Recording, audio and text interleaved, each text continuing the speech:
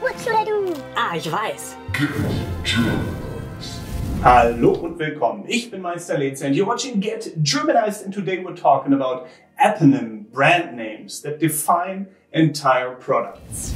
So there are brands that are so successful and so popular that they have become the brand name for an entire product. So instead of saying, hey, give me this product, you say, hey, give me this brand name. But you really mean the product, even if you say the brand name. So there are German brands that have achieved this level of success as well. If you have any foreign brands, let me know in the comments below. I would be happy to hear about them, and probably everyone else would be as well. But I'd say, let's get started. Lasst uns anfangen. First up, there's of course, what is this? It's tempo. Tempo means speed in German, but also is the brand name of, well, a handkerchief, a paper tissue that you use for blowing your nose. And in English, I believe this is Kleenex. Both brands have achieved that instead of saying, hey, can you give me a handkerchief or a paper tissue, that people actually say, hey, can you give me a Tempo or Kleenex? Next up is, of course, this little, well, thing. This little thing with a wool tip. What do you call that?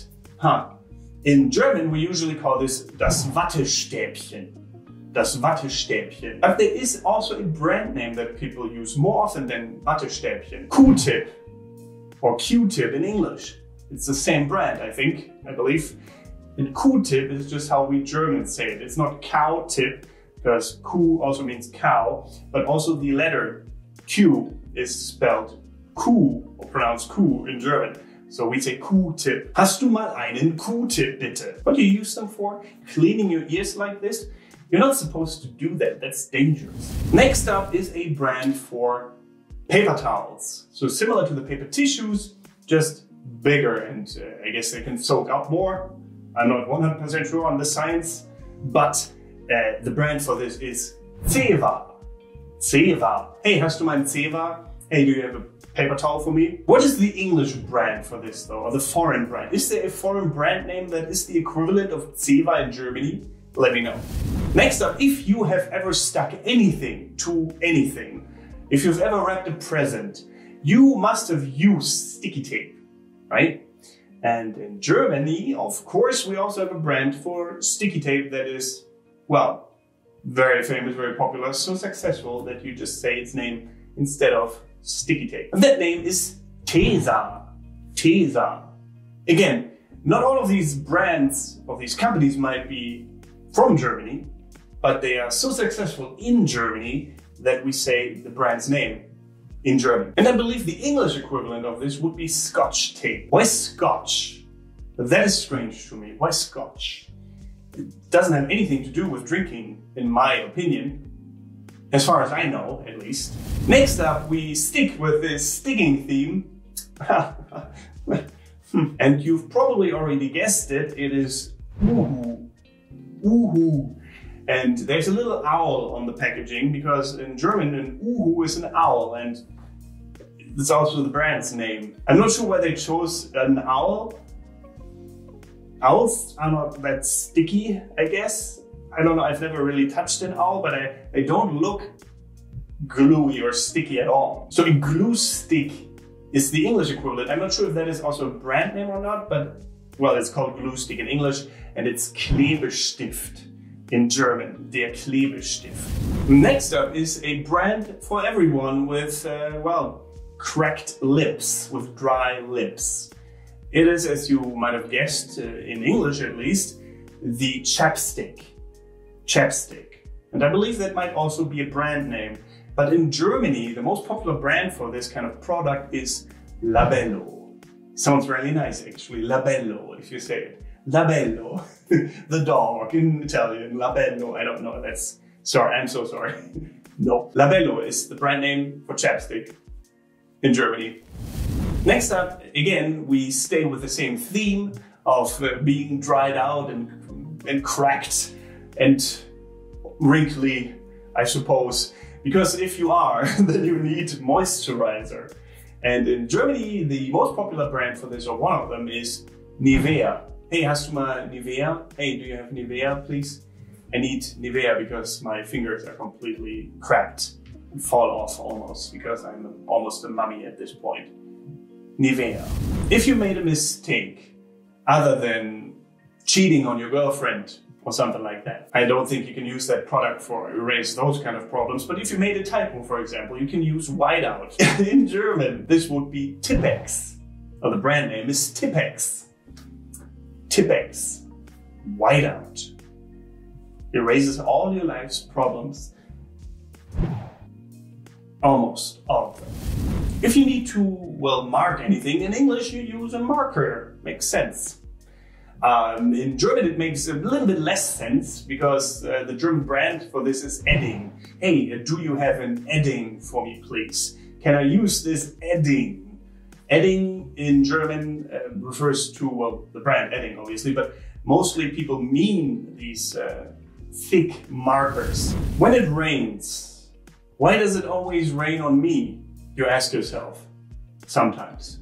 Then you say, it doesn't have to because I have an umbrella. And in Germany, these little travel umbrellas that everyone can just take anywhere, the most famous brand for those is Knirps. Knirps. And Knirps actually translates to little person or tiny person. Knirps. Hey, du Knirps. Hey, you little one, mostly used for kids. Hey, Knirps. Bugger off. If you get a headache because of all those knirps around you, you're freshly made father or mother and those knirps are really getting to your nerves, well then you might consider throwing in an ibuprofen or something like that, a painkiller. In Germany, we say Aspirin, an aspirin, Aspirin. Do you have an Aspirin for me, please? Because my son, my daughter is a little devil. You know those obnoxious parties that you get invited to when you're older? Sometimes, I guess, I've never been invited. Maybe people hate me at those parties because I never buy anything. I've never been to one of those. It doesn't matter. Tupperware parties are a thing in America, right? And Germany as well. Not as often anymore. I know that my mother attended one of those or even hosted one or two of those in her lifetime. Other than that, I just heard that people have those parties in Germany as well. And in Germany, we don't say Tupperware, we say Tupperware. Die Tupperware. So they do exist, they last a lifetime apparently, and we use Tupperware for basically, well, all kinds of plastic containers. If you have Knirpse, if you have little ones at home, you will probably need the next product or use it all the time. Maybe not yourself, but you use it on your son or daughter. It is the diaper. And in Germany, the most popular brand for this is Pamper. Pamper. I think it's also an American brand, right? Pampers. And in Germany, if you say, hey, you have a Pamper, then everyone knows you want a diaper. In the times of Wikipedia, they're becoming less and less common, but an encyclopedia is still available. Too many people out there. Often your parents have it and you see them standing in those bookshelves, never touched, never read through, by you at least, because you have Wikipedia or something else, the internet. But in Germany, the most popular encyclopedia brand is Brockhaus.